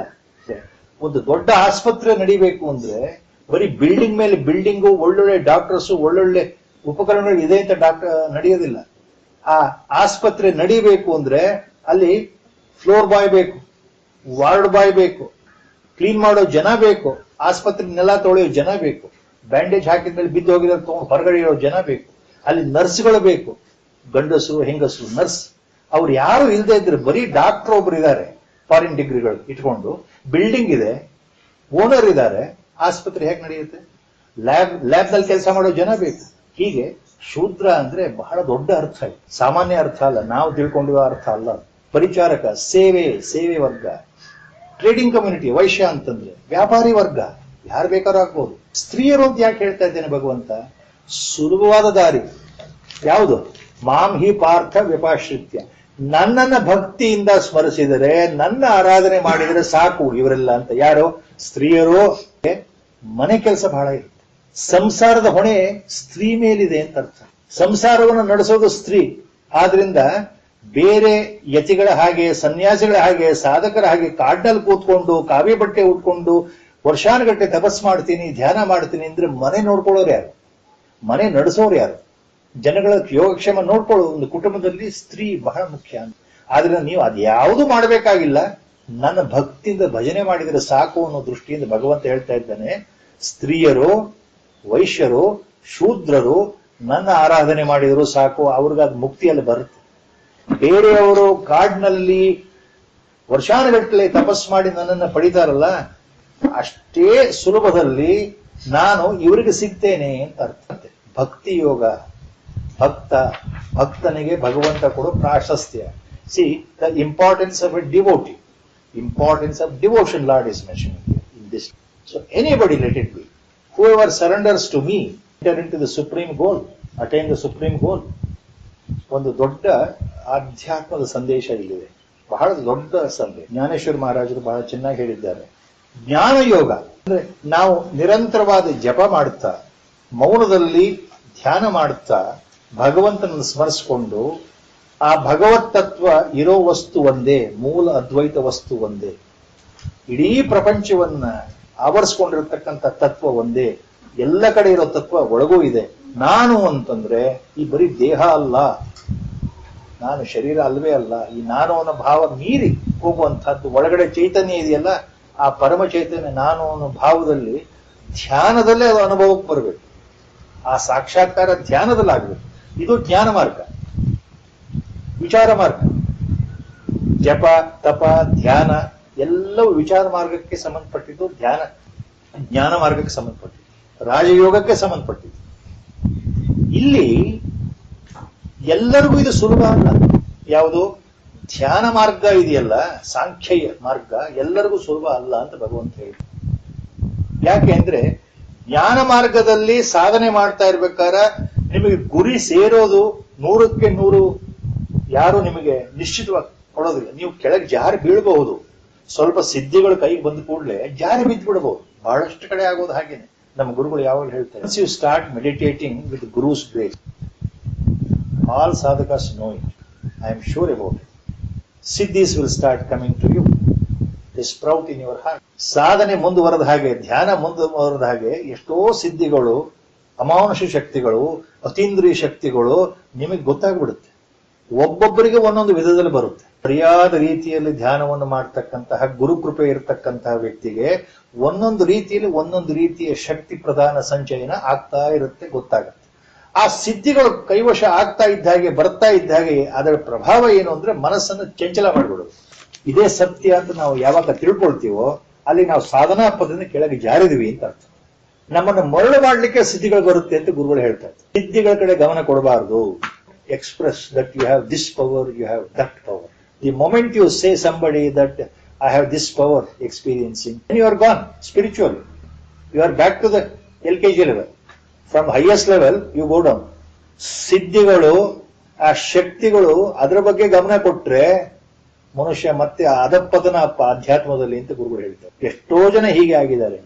ಹಾಗಾಗಿ ಜ್ಞಾನ ಮಾರ್ಗದಲ್ಲಿ ಅಂದ್ರೆ ಧ್ಯಾನ ಮಾರ್ಗದಲ್ಲಿ ಹಾಗೆ ಅಧಪತನ ಆಗೋದು ಸಹಜ. ನೀವು ಮುಂದೆ ಹೋಗೋಕ್ ಬಿಡೋದೇ ಇಲ್ಲ. ಅದು ನೀವು ಇದೇ ಸತ್ಯ ಅಂತ ತಿಳ್ಕೊಳ್ತೀರಿ. ಜನ ನಿಮಗೆ ನಮಸ್ಕಾರ ಮಾಡ್ತಾರೆ, ಸಾವಿರಾರು ಜನ ಬರ್ತಾರೆ, ಲಕ್ಷಾಂತರ ಜನ ಬರ್ತಾರೆ, ನೀವು ಕೇಳಿದ್ದೆಲ್ಲ ಸಿಗುತ್ತೆ, ಐಷಾರಾಮಿ ಬಂಗ್ಲೆ ಸಿಗುತ್ತೆ, ಮನಸ್ಸು ಅದರೊಳಗೆ ತೃಪ್ತಿ ಆಗಿಬಿಡುತ್ತೆ. ನಾನು ಹೇಳೋದೇ ಸತ್ಯ ಅಂತ ಅಲ್ಲಿಗೆ ನಿಂತು ಹೋಗುತ್ತೆ. ಅಲ್ಲಿ ಸ್ವಯಂ ಉದ್ಧಾರ ಆಗಲ್ಲ. ಆ ಯೋಗಿ ತಾನೇ ಸ್ವತಃ ಉದ್ಧಾರ ಆಗೋದಿಲ್ಲ, ಇನ್ನು ಬೇರೆಯವ್ರನ್ನ ಹೇಗೆ ಉದ್ಧಾರ ಮಾಡ್ತಾನೆ ಅಂತ ಇದ್ರು ಗುರು. ಮಹಾಪ್ರಚಂಡ ಯೋಗಿ, ಜನಾನುರಾಗಿ, ಜಗತ್ತಿನಲ್ಲಿ ಅಂತ ಹೆಸರಿದೆ. ಆದ್ರೆ ಒಳಗಡೆಯಿಂದ ನೈತಿಕವಾಗಿ, ಆಧ್ಯಾತ್ಮಿಕವಾಗಿ ಆತ ಎಲ್ಲೂ ಗುರಿ ಮುಟ್ಟಿಲ್ಲ, ಈ ಜನ್ಮಕ್ಕೆ ಮುಟ್ಟೋದಿಲ್ಲ ಅಂತ ಗುರುಗಳು ಹೇಳ್ತಾರೆ. ಭಕ್ತಿ ಮಾರ್ಗದಲ್ಲಿ ಜಾರೋದು ಅನ್ನೋದು ಇಲ್ಲ. Please remember this very important point. ರಾಜಮಾರ್ಗದಲ್ಲಿ, ರಾಜಯೋಗದಲ್ಲಿ, ಧ್ಯಾನ ಯೋಗದಲ್ಲಿ, ಸಾಂಖ್ಯ ಯೋಗದಲ್ಲಿ, ವಿಚಾರ ಮಾರ್ಗದಲ್ಲಿ ನೀವು ಮೇಲೆ ಹೋಗೋಕ್ಕಿಂತ ಹೆಚ್ಚಾಗಿ ಕೆಳಗಡೆ ಹೋಗ್ಬೋದು. But in the path of devotion, in the ಭಕ್ತಿ ಮಾರ್ಗ, absolutely you don't go down, because your bhakti, your devotion, your supreme love towards God, it increases day by day, it never decreases day by day. ನಾನು ನಿಜವಾದ ಭಕ್ತನಾದ್ರೆ, ನನಗೆ ಪರಮಾತ್ಮ ಭಕ್ತಿ ಇದ್ರೆ ಅದು ಯಾವತ್ತೂ ಹೋಗೋದಿಲ್ಲ. ನೀವು 10 ವರ್ಷ ಇದ್ದಾಗ ಆ ಭಕ್ತಿ ಇದ್ರೆ 20 ವರ್ಷ ಆದಾಗ ಅದು ಭಕ್ತಿ ಹೊರಟೋಕೆ ಇಲ್ಲ, ಅದು ಹಾಗೆ ಇರೋದು, ಇನ್ನು ಜಾಸ್ತಿ ಆಗುತ್ತೆ. ದಿನೇ ದಿನೇ ಭಕ್ತಿ ನಮ್ಮಲ್ಲಿ ಜಾಸ್ತಿ ಆಗತ್ತೆ ಹೊರತು ಕಡಿಮೆ ಆಗೋ ಚಾನ್ಸ್ ಇಲ್ಲ. ಅಂದ್ರೆ ಭಕ್ತಿ ಮಾರ್ಗದಲ್ಲಿ ಪತನ ಇಲ್ಲ. ಎಂತಹ ಪಾಪಿ ಆಗಿರ್ಲಿ, ಸ್ತ್ರೀಯೇ ಆಗಿರ್ಲಿ, ವೈಶ್ಯ ಆಗಿರ್ಲಿ, ಶೂದ್ರ ಆಗಿರ್ಲಿ, ಯಾರೇ ಆಗಿರ್ಲಿ, ಮಾಂ ವ್ಯಪಾಶ್ರಿತ್ಯ ಪರಾಂ ಗತಿಂ ಯಾಂತಿ, ನನ್ನನ್ನ ಭಕ್ತಿಯಿಂದ ಸೇವಿಸಿದರೆ ಅವರಿಗೆ ಆ ಪರಮಗತಿ, ವಿಷ್ಣು ಪದ, ವೈಕುಂಠವಾಸ ಅಥವಾ ಯಾವ ಹೆಸರೇ ಕರ್ಕೊಳ್ಳಿ ಸಿಗೋದು ನಿಶ್ಚಿತ ಅಂತ ಭಗವಂತ ಹೇಳ್ತಾರೆ. This is very very very very clear. ಮೇಲೆ ಮುಂದಿನ ಎಂತಹ ಪಾಪಿಷ್ಟ್ರಿಗೂ ನಾನು ಸಿಗ್ತೇನಪ್ಪ, ಅವ್ರಿಗೆ ಪರಮಗತಿಯನ್ನು ಕೊಡ್ತೇನೆ.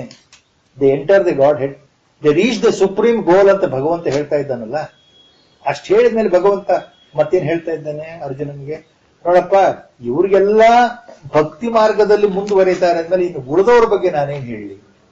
ಇನ್ನು ಬ್ರಾಹ್ಮಣ ರಾಜರ್ಷಿಗಳ ಬಗ್ಗೆ ಏನ್ ಹೇಳಲಿ? ಬ್ರಾಹ್ಮಣ ಅಂದ್ರೆ ವರ್ಣ, ರಾಜರ್ಷಿ ಅಂದ್ರೆ the royal sages, the sages born in the royal family, ಇದು ಕ್ಷತ್ರಿಯ ಫ್ಯಾಮಿಲಿ. ಸಚ್ ಸೇಜಸ್, ಕ್ಷತ್ರಿಯ ವರ್ಣದಲ್ಲಿ ಹುಟ್ಟಿರತಕ್ಕಂತಹ ಋಷಿಗಳು, ರಾಜರ್ಷಿಗಳು. ಭರತ ಚಕ್ರವರ್ತಿ, ಜಡಭರತನ ಕತೆ ಗೊತ್ತಿದೆ. ಎಲ್ಲಕ್ಕಿಂತ ಸುಲಭ ಉದಾಹರಣೆ ಗೊತ್ತಿರೋದು ವಿಶ್ವಾಮಿತ್ರ ಮಹರ್ಷಿ. ಕ್ಷತ್ರಿಯ ವರ್ಣದಲ್ಲಿ ಹುಟ್ಟಿದವನು, ಕ್ಷತ್ರಿಯನಾಗಿದ್ದವನು ವಿಶ್ವಾಮಿತ್ರ. ಮುಂದೆ ಮಹರ್ಷಿ ಪದವಿಯಾಗಿ ಬ್ರಹ್ಮರ್ಷಿ ಆಗಿದ್ದ. ರಾಜ ಋಷಿಗಳ ಬಗ್ಗೆ ಅಂದ್ರೆ ರಾಯಲ್ ಸೇಜಸ್. ಇನ್ನ ಬ್ರಾಹ್ಮಣರ ಬಗ್ಗೆ, ಬ್ರಾಹ್ಮಣ ಅಂತಂದ್ರೆ ಈ ಜಾತಿ ಅಲ್ಲ. ಭಗವಂತ ಹೇಳ್ತಾ ಇದ್ದಾನೆ, ಬ್ರಾಹ್ಮಣರಿಗೆ ಏನಪ್ಪ ಹೇಳೋದು, ಅವು ಎಲ್ಲರಿಗೂ ಗತಿ ಕೊಟ್ಬಿಡ್ತೀನಿ ಅಂದ್ರೆ, ಹಾಗಾಗಿ ಹುಟ್ಟಿದವರೆಲ್ಲ ಬ್ರಾಹ್ಮಣ ಹೊಟ್ಟೆಲ್ ಹುಟ್ಟಿದವರೆಲ್ಲ ಒಂದೇಟಿಗೆ ಮೇಲೆ ಸ್ವರ್ಗಕ್ಕೆ ಹೋಗ್ತಾ ಇದ್ದಾರೆ, ಮೋಕ್ಷ ಅಲ್ಲ. ಬ್ರಾಹ್ಮಣ ಅಂತ ಅನ್ಸ್ಕೊಂಡು ಮಾತ್ರಕ್ಕೆ ಕಲಿಯುಗದಲ್ಲಿ ಮೋಕ್ಷ ಪ್ರಾಪ್ತಿ ಇಲ್ಲ, ಅದನ್ನ ಹೇಳ್ತಾ ಇಲ್ಲ ಭಗವಂತ.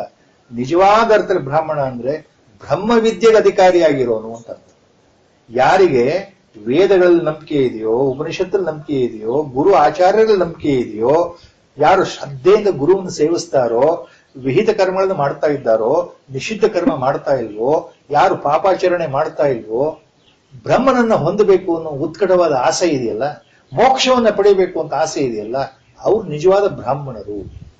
ಕಿಂ ಪುನಃ ಬ್ರಾಹ್ಮಣ ಪುಣ್ಯ ಭಕ್ತ ರಾಜರ್ಷಯಸ್ಥದ ಅನಿತ್ಯಂ ಅಸುಖಂ ಲೋಕಮಿಮಂ ಪ್ರಾಪ್ಯ ಭಜಸ್ವ ಮಾಂ. ಸೆಕೆಂಡ್ ಲೈನ್ ಈಸ್ ಎ ಆದೇಶ ಟು ಅರ್ಜುನ. ಕಿಂ ಪುನರ್ ಬ್ರಾಹ್ಮಣ ಪುಣ್ಯ ಭಕ್ತ ರಾಜರ್ಷಯಸ್ಥದ. ಪುನಃ ಪುಣ್ಯ ಬ್ರಾಹ್ಮಣ ಭಕ್ತ ರಾಜರ್ಷಯಸ್ಥದ. ಇನ್ನ ಬ್ರಾಹ್ಮಣ ಪುಣ್ಯವಂತರಾದ ಪುಣ್ಯಶಾಲಿಯಾದ ಬ್ರಾಹ್ಮಣರ ಬಗ್ಗೆ ಏನಪ್ಪ ಹೇಳೋದು ನಾನು? ರಾಜ ಋಷಿಗಳ ಬಗ್ಗೆ ಏನ್ ಹೇಳೋದು? What can I say? So then there is no wonder that virtuous brahmanas and virtuous royal sages definitely will attain me. So remember, next line is a adesha to him, Arjuna. Anityam asukham lokam imam prapya bhajasva mam. So you have attained this world, Matyaloka. ನೋಡಪ್ಪ ಅರ್ಜುನ, ಈಗ ನೀನು ಹುಟ್ಟಿದೀಯ, ಅರ್ಜುನ ಆಗಿ ಬಂದಿದ್ದೀಯ, ಮನುಷ್ಯನಾಗಿ ಹುಟ್ಟಿದ್ದೀಯ, ಹೌದಾ?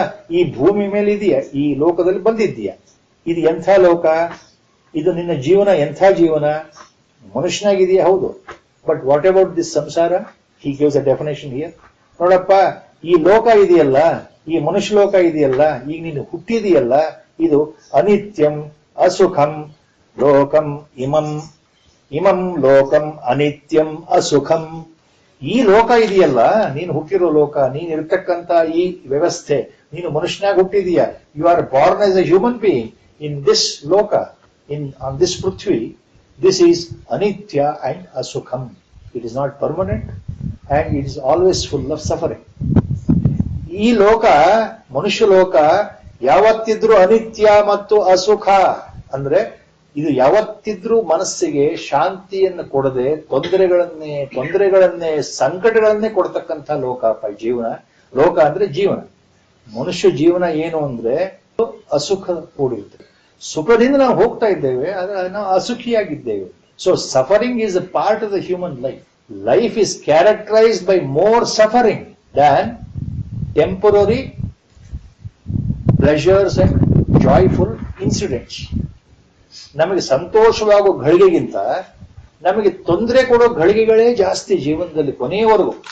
From the birth to death, that is what Lord is. ಈಗ ಈ ಜಾಗದಲ್ಲಿ ನೀನು ಮನುಷ್ಯನಾಗಿ ಹುಟ್ಬಿಟ್ಟಿದೆಯಲ್ಲಪ್ಪ, ಆದ್ರಿಂದ ಲೋಕ ಇಮಂ ಪ್ರಾಪ್ಯ, ಈ ಲೋಕವನ್ನು ನೀನು ಪಡೆದ ಮೇಲೆ ಭಜಸ್ವ ಮಾಂ, ಈಗ ನೀನು ನನ್ನನ್ನು ಭಜಿಸು. Is coming back to path of devotion. ನೋಡಪ್ಪ, ಎಂತಿಂತವರು ಸುಲಭದಲ್ಲಿ ನನ್ನನ್ನು ಪಡೀತಾರೆ, ನನಗೆ ಶರಣಾಗತನಾಗೋ, ನನ್ನನ್ನ ನಿತ್ಯ ಸ್ಮರಿಸು, ನನ್ನನ್ನ ಭಜಿಸು, ನನ್ನಲ್ಲಿ ಭಕ್ತಿಯನ್ನು ತೋರು, ಆದ್ರಿಂದ ನಿನಗೆ ಮುಕ್ತಿ ಸಿಗುತ್ತೆ ಅನ್ನೋ ಅರ್ಥ. So he is referring to that again ಶರಣಾಗತಿ. ಇದು what we call as the greatest again as our Gurudev use to say, we have come to the end of 9th. ಮನ್ಮನಾಭವ ಮದ್ಭಕ್ತೋ ಮದ್ಯಾಜೀ ಮಾಂ ನಮಸ್ಕುರು ಮಾಮೇ ವೈಶ್ಯಸಿ ಯುಕ್ತೈವಮಾತ್ಮಾನಂ ಮತ್ಪರಾಯಣಃ. ಮಾಮೇ ವೈಶ್ಯಸಿ ಮಾಮೇವ ವೈಶ್ಯಸಿ ಮಾಂ ಏವ ವೈಶ್ಯಸಿ ಯುಕ್ತೈವ ಆತ್ಮಾನಂ ಮತ್ಪರಾಯಣಃ. ನನ್ನನ್ನೇ ಹೊಂದುತ್ತೀಯ. ನಾವು ಈಸ್ ಮೇಕಿಂಗ್ ವೆರಿ ಕ್ಲಿಯರ್. ನನ್ನಲ್ಲೇ ಮನಸ್ಸಿಟ್ಟವನಾಗಿ ನನ್ನನ್ನೇ ನೀನು ಆರಾಧನೆ ಮಾಡ್ತಾ ಇದ್ರೆ, ಭಕ್ತಿಯಿಂದ ನನ್ನನ್ನು ನೆನೆಸ್ಕೊಳ್ತಾ ಇದ್ರೆ, ನೀನು ನನ್ನ ಅನನ್ಯ ಭಕ್ತನಾಗಿದ್ರೆ, ಮನಸ್ಸನ್ನು ನನ್ನಲ್ಲೇ ಇಟ್ಟಿದ್ರೆ, ಮಾಮೇವ ವೈಶ್ಯಸಿ, ನೀನು ನನ್ನನ್ನೇ ಸೇರ್ತೀಯ. ಅದು ಹೇಗೆ ಸಾಧ್ಯ? ಮೊದಲನೇ ಚರಣ, ಈ ಶ್ಲೋಕದ ಮೊದಲನೇ ಚರಣ ಏನಿದೆ, ನೀನ್ ನನ್ನನ್ನು ಹೊಂದಬೇಕಾದ್ರೆ ಏನ್ ಮಾಡಬೇಕು? ಭಗವಂತ ಹೇಳ್ತಾ ಇದ್ದಾನೆ. ಅದೇ ಭಕ್ತಿ ಯೋಗ. ಮತ್ತೆ ನನ್ನನ್ನು ಪಡಿಬೇಕಾದ್ರೆ ನೀ ಏನ್ ಮಾಡ್ಬೇಕಪ್ಪ ಅರ್ಜುನ ಅಂದ್ರೆ, ನಮಗೆ ನಾವು ಎಂಥ ಅಜ್ಞಾನಿಗಳು, ಮೂರ್ಖರು, ಮರುಳರು ಅಂದ್ರೆ ಭಗವಂತ ಬಿಡಿಸಿ ಹೇಳ್ತಾ ಇದ್ದಾನೆ. ಬೇರೆ ಯಾವ ಮಾರ್ಗವೂ ಕಷ್ಟ ಆದ್ರೆ ಕೊನೆಯ ಪಕ್ಷ ನನ್ನಲ್ಲಿ ನಿಜವಾದ ಭಕ್ತಿಯನ್ನು ತೋರಿಸೋ ಮನುಷ್ಯ. ಮನ್ಮನಾಭವ ಮದ್ಭಕ್ತೋ ಭವ ಮದ್ಯಾಜೀ ಭವ ಮಾಂ ನಮಸ್ಕುರು. 4 ಭಾಗದಲ್ಲಿ ಸುಲಭವಾಗಿ ನೇರವಾಗಿ ಭಗವಂತ ಕೊಟ್ಟಿರ್ತಕ್ಕಂತಹ ಭಕ್ತಿ ಯೋಗದ ಉತ್ಕರ್ಷವಾದಂತಹ ಇದು ಆದೇಶ. ಬಹಳ ಸುಂದರವಾದ ಆದೇಶ ಅನ್ನೋ ನೆನಪಿಕೊಳ್ಬೇಕು. ಗುರುಗಳು ಯಾವಾಗ ಹೇಳೋರು, ಮನ್ಮನಾಭವ ಅನ್ನೋದಕ್ಕೆ ಒಂದ್ಸಲ ಅರ್ಧ ಗಂಟೆ ಹೇಳ್ಬಿಟ್ಟು ಕೂತ್ಕೊಂಡು, ಬರೀ ಮನ್ಮನಾಭವ ಅಂದ್ರೆ ಏನು, ನನ್ನಲ್ಲೇ ಮನಸ್ಸಿಡೋದು, ಹಂಗಂದ್ರೆ ಏನು ಅಂತ ಹೇಳ್ತಾ ಅರ್ಧ ಗಂಟೆ ದಾಟ್ ಹೋಯ್ತು. ಸಾಮಾನ್ಯವಾಗಿ ಹೇಳಬೇಕು ಅಂದ್ರೆ ಮನ್ಮನಾಭವ, have your mind in me ಅಂತ, means always think of me ಅಂತ. ಆಲ್ವೇಸ್ ಥಿಂಕ್ ಆಫ್ ಮೀ ಅಂದ್ರೆ ಏನು ಗುರುಗಳೇ? 24 hours ನಮಗೆ ಭಗವಂತ ಭಗವಂತ ಅಂತ ಹೇಳಕ್ಕಾಗತ್ತಾ? ನಮ್ದು ಕೆಲಸಗಳಿರುತ್ತೆ, ಮಾಡೋದಿರುತ್ತೆ, ಹೋಗೋದು, ಯಾರ ಹತ್ರ ಮಾತಾಡ್ತೀವಿ, ಕೂಡ್ತೀವಿ, ನಿದ್ದೆ ಮಾಡೋದಿರುತ್ತೆ. 24 hours can we think of God, God, God, God? Manmana Bhava means, as our Gurudev said, precise understanding that God is everything. I am only a puppet in his hand. ನಾನು ಒಬ್ಬ ಸೂತ್ರದ ಗೊಂಬೆ, ಭಗವಂತನೇ ಸರ್ವಶಕ್ತ, ಸರ್ವಾಂತರ್ಯಾಮಿ, ಸರ್ವ ವ್ಯಾಪಕತ್ವ ಹೊಂದಿರತಕ್ಕಂಥ ಸರ್ವಜ್ಞ, ಸರ್ವಕಾಲದಲ್ಲೂ ಸರ್ವಾವಸ್ಥೆಯಲ್ಲೂ ಅಲ್ಲಾಡದೆ ನಿಶ್ಚಲನಾಗಿ ಕರ್ಮಾಧ್ಯಕ್ಷನಾಗಿ ಇಡೀ ವಿಶ್ವಕ್ಕೆ ಒಡೆಯನಾಗಿ ಸೃಷ್ಟಿ ಸ್ಥಿತಿ ಲಯಗಳಿಗೆ ಕಾರಣ ಆಗಿರತಕ್ಕಂತಹ ಸರ್ವೇಶ್ವರನಾದ ಮಹೇಶ್ವರನಾದ ಭಗವಂತ, ಆತನ ಅಡಿಯಾಳು ನಾನು ಗೊಂಬೆ. ಅವನು ಆಡಿಸಿದಾಗೆ ನಾನು ಆಡೋದು, ಅವನು ಮಾಡಿಸಿದ್ದೇ ಮಾಡೋದು, ನಂದು ಸ್ವಂತ ಏನು ಇಲ್ಲ ಅನ್ನೋ ಭಾವ ಸರಿಯಾಗಿರ್ಬೇಕು. ಮತ್ತೆ ಎರಡನೇ ಭಾವ ಏನು ಅಂದ್ರೆ, ಭಗವಂತ ಯಾವ್ಯಾವ ರೂಪದಲ್ಲಿ ನಮಗೆ ದರ್ಶನ ಕೊಡ್ತಾ ಇದ್ದಾನೋ ಆ ಎಲ್ಲಾ ರೂಪಗಳ ಹಿಂದೆ ಇರೋದು ಒಂದೇ ಭಗವತ್ ತತ್ವ. ಇರೋದು ಒಬ್ಬನೇ ಭಗವಂತ, ಇರೋದೊಬ್ಬನೇ, ಬೇರೆ ಬೇರೆ ಭಗವಂತ ಇಲ್ಲ, ಬೇರೆ ಬೇರೆ ಬೇರೆ ದೇವರುಗಳು ಇಲ್ಲ. There is nothing like a bigger god, ordinary god, special god, deluxe god, nothing like. No different gods, there is only one godhead. ಒಂದೇ ಭಗವತ್ ತತ್ವ, ಒಂದೇ ಪರಮ ಚೈತನ್ಯ ಎಲ್ಲ ಕಡೆ ಇದೆ, ನನ್ನ ಒಳಗೂ ಇದೆ. ಈ ಚಿಂತನೆ ಸರಿಯಾಗಿ ಇಳಿಬೇಕು, ಪ್ರತಿ ದಿವಸ ನೆನೆಸ್ಕೊಳ್ಳೋದು. ಇದು ಮನ್ಮನಾಭವ. 1 ಗಂಟೆ 2 ಗಂಟೆ 3 ಗಂಟೆ ನಾನು ಜಪ ಮಾಡಿಬಿಟ್ಟೆ ಅಂದ್ರೆ ಮನ್ಮನಾಭವ ಆಗ್ಲಿಕ್ಕಿಲ್ಲ. Mind is still busy, ego is still busy. We have not lost the ego. ನಮ್ಮ ಅಹಂಕಾರ ಇನ್ನೂ ಹೋಗಿಲ್ಲ, ನಮ್ಮ ರಾಗ ದ್ವೇಷಗಳು ಹೋಗಿಲ್ಲ. ಆವಾಗ ಮನ್ಮನಾಭಾವ ಎಲ್ಲ ಆಗುತ್ತೆ ಅಂತ ಹೇಳುದು. ನಿಮ್ಗೆ ಇದು ಅರ್ಥ ಆಗ್ಬೇಕು ಅಂದ್ರೆ ಇವೆಲ್ಲ ಬಿಡಬೇಕು. ನಿಮ್ಮ ಅಹಂಕಾರ ಬಿಡಬೇಕು, ನಿಮ್ಮ ಕೋಪ ಬಿಡಬೇಕು, ನಿಮ್ಮ ರಾಗ ಆಸೆಗಳನ್ನು ಬಿಡಬೇಕು, ದ್ವೇಷ ಮತ್ಸರ ಹೊಟ್ಟೆ ಕಿಚ್ಚು ಕೋಪ ಅದನ್ನು ಬಿಡಬೇಕು. ಅವೆಲ್ಲ ಬಿಟ್ರೆ ಮನಃಶುದ್ಧಿ ಆಗುತ್ತೆ. ಮನಃಶುದ್ಧಿ ಆದಾಗ ನಿಮಗೆ ಮನ್ಮನಾಭವ ಏನು ಅಂತ ಅರ್ಥ ಆಗುತ್ತೆ ಅಂತ ನಮ್ಮ ಗುರುಗಳು ಹೇಳ್ತಾರೆ. ಮನಸ್ಸನ್ನು ನನ್ನಲ್ಲೇ ಇಡು, ಅಲ್ಲಿ ಭಗವಂತ ಬಿಟ್ರೆ ಮತ್ತೇನು ಇಲ್ಲ. ಶುದ್ಧವಾದ ಮನಸ್ಸು ಕೇಂದ್ರೀಕೃತ ಆಗ್ಬಿಡುತ್ತೆ ಅಂತ. ಯಾವ ರೀತಿ ಅಯಸ್ಕಾಂತದ ಎದುರಿಗೆ ಒಂದು ಮೊಳೆ ತಂದ್ರೆ ಮೊಳೆ, a magnet will pull any iron file. So your mind becomes totally pulled by the godhead ಅನ್ನೋ ಅರ್ಥ ಮನ್ಮನಾಭವ. ಮದ್ಭಕ್ತೋ ಭವ, fix your mind in me. ಮಧ್ಯಾಜಿ ಭವ, ಅಡೋರ್ ಮೀ. ಮಧ್ಯಾಜಿ ಅಂದ್ರೆ ನನ್ನನ್ನು ಆರಾಧಿಸು, ನನ್ನನ್ನು ಪೂಜಿಸು, ನನಗೆ ನಮಸ್ಕಾರ ಮಾಡು ಅನ್ನೋ ಅರ್ಥದಲ್ಲೇ ಬರುತ್ತದೆ. ಮಧ್ಯಾಜಿ ಭವ, ನನ್ನನ್ನ ಆರಾಧಿಸು, ವರ್ಷಿಪ್ ಮೀ ಅಂತ ಅರ್ಥ ಆಗ. ಮಾಂ ನಮಸ್ಕುರು, this is the one important shloka as all ಮಹಾತ್ಮನ್ಸ್ ಹ್ಯಾವ್ ಸೆಡ್. ಮಾಂ ನಮಸ್ಕುರು, this is the final beatitude, the grace Lord is showing to the entire mankind or to the entire creation. Prostrate, ಮಾಂ ನಮಸ್ಕುರು, ನೀನು ನನಗೆ ನಮಸ್ಕಾರ ಮಾಡು ಅಂತ. ನಮಸ್ಕಾರ ಮಾಡು ಅಂದ್ರೆ ಏನು? ಭಗವಂತ ಫಸ್ಟ್ ಟೈಮ್ ಹೇಳ್ತಾ ಇದ್ದಾನೆ, ಮಾಂ ನಮಸ್ಕುರು. ಮನ್ಮನಾಭವ ಮದ್ಭಕ್ತೋ ಮಧ್ಯಾಜಿ ಮಾಂ ನಮಸ್ಕುರು. ನೀನು ನನಗೆ ನಮಸ್ಕಾರ ಮಾಡು. Prostrate to me at my feet. Our Gurudev said, this is an important point we have to remember. Surrendering with a total humility, without ego, is ನಮಸ್ಕಾರ ಅಂದ್ರೇನು? ಅಹಂಕಾರವನ್ನ ಪೂರ್ತಿ ಬಿಟ್ಟಾಕೋದು. ಅಹಂಕಾರ ರಹಿತನಾಗಿ ಗುರುಗಳ ಪಾದಕ್ಕೆ ಎರಗೋದು, ಭಗವಂತನ ಪಾದಕ್ಕೆ ಎರಗೋದು ಅಂತ. ನಾನು ಅಲ್ಲ, ಭಗವಂತ ಎಲ್ಲ ನೀನೇ ಅಪ್ಪ ಅನ್ನೋ ಭಾವದಲ್ಲಿ ನಮಸ್ಕಾರ ಮಾಡು ಅಂದ್ರೆ ನಮ್ಮ ಅಹಂಕಾರವನ್ನ ಪೂರ್ತಿ ಬಿಡೋದು ಅಂತ ಅರ್ಥ. ನಮಸ್ಕಾರ ಮಾಡೋದು ಅಂದ್ರೆ ಬರೀ ಫಿಸಿಕಲಿ ಬಗ್ಬಿಟ್ಟು ಕಾಲ ಹತ್ರ ತಲೆ ಇಡೋದು ನಮಸ್ಕಾರ ಅಲ್ಲ. ಅಹಂಕಾರ ನಿರ್ಮೂಲನೆ ನಿಜವಾದ ನಮಸ್ಕಾರ ಅಂತ ಗುರುಗಳು ಹೇಳ್ತಾರೆ. ಎಂದು ನಾನು ಅಹಂಕಾರವನ್ನು ಬಿಡುತ್ತೇನೋ, ಭಗವಂತ ನೀನೇ ಅಪ್ಪ ಅಂತ ಅಂತೇನೋ ಮನಸ್ಸಿನಲ್ಲಿ, ಆದ್ರಿಂದ ಭಗವಂತ ಹೇಳ್ತಾ ಇದ್ದಾನೆ ಮಾಂ ನಮಸ್ಕುರು. Because our Gurudev writes a beautiful sentence on the shloka in his vyakhyana. No disciple receives grace without prostrating. ಮಾಂ ನಮಸ್ಕುರುಗೆ ನಮ್ಮ ಗುರುಗಳು ಬರೀತಾರೆ, ಯಾವುದೇ ಭಕ್ತನಾಗ್ಲಿ ನಮಸ್ಕಾರ ಮಾಡದೇ ಇದ್ರೆ ಆತನಿಗೆ ಭಗವತ್ ಕೃಪೆ ಸಿಗೋದಿಲ್ಲ, ಗುರು ಕೃಪೆ ಸಿಗೋದಿಲ್ಲ. ಅದೇ ನಮಸ್ಕಾರ ಮಾಡುವುದು ಅಂತಂದ್ರೆ ಅರ್ಥ. ನಾವು ಶರೀರವನ್ನ ಬಗ್ಗಿಸಿ ದೀರ್ಘದಂಡವಾಗಿ ಗುರುವಿನ ಪಾದಕ್ಕೆ ನಮಸ್ಕಾರ ಮಾಡೋದ್ರ ಜೊತೆಗೆ, ಭಗವಂತನ ಪಾದಕ್ಕೆ ನಮಸ್ಕಾರ ಮಾಡೋದ್ರ ಜೊತೆಗೆ ನಮ್ಮ ಅಹಂಕಾರವನ್ನು ಬಿಡ್ತಾ ಹೋಗ್ಬೇಕು. ಒಂದೇ ದಿವಸದಲ್ಲಿ ಬಿಡ್ಲಿಕ್ಕೆ ಆಗ್ಲಿಕ್ಕೆ ಮನಸ್ಸು ಗಟ್ಟಿ ಮಾಡ್ಕೊಳ್ಬೇಕು, ನಾವೇ ಗಟ್ಟಿ ಮಾಡ್ಕೊಳ್ಬೇಕು. ಭಗವಂತನಲ್ಲಿ ಪ್ರಾರ್ಥನೆ ನಮ್ದು ಏನಿರ್ಬೇಕು ಅಂತಂದ್ರೆ, ಈ ನನ್ನ ಅಹಂಕಾರವನ್ನ ಹೊಡೆದಾಕ್ಲಿಕ್ಕೆ ನೀನೇ ಕಾಪಾಡು ತಂದೆ, ನೀನೇ ನನಗೆ ಆ ಶಕ್ತಿಯನ್ನು ಕೊಡು ಪರಮಾತ್ಮ. ನಿನ್ನ ಶಕ್ತಿ ಇದ್ರೆ, ನಿನ್ನ ಕೃಪೆ ಇದ್ರೆ ಈ ಅಹಂಕಾರ ದೂರವಾಗುತ್ತೆ. ನನ್ನ ಮನಸ್ಸು ನಿರ್ಮಲ ಆಗೋದಕ್ಕೆ ನೀನೇ ಸಹಾಯ ಮಾಡುವಂತ. ಇದು ನಮ್ಮ ಶರಣಾಗತಿ ಭಾವ ಆಗ್ಬೇಕು. ಮಾಮೇ ವೈಶ್ಯಸಿ ಯುಕ್ತೈವ ಮಾತ್ಮಾನಂ ಮತ್ಪರಾಯಣ.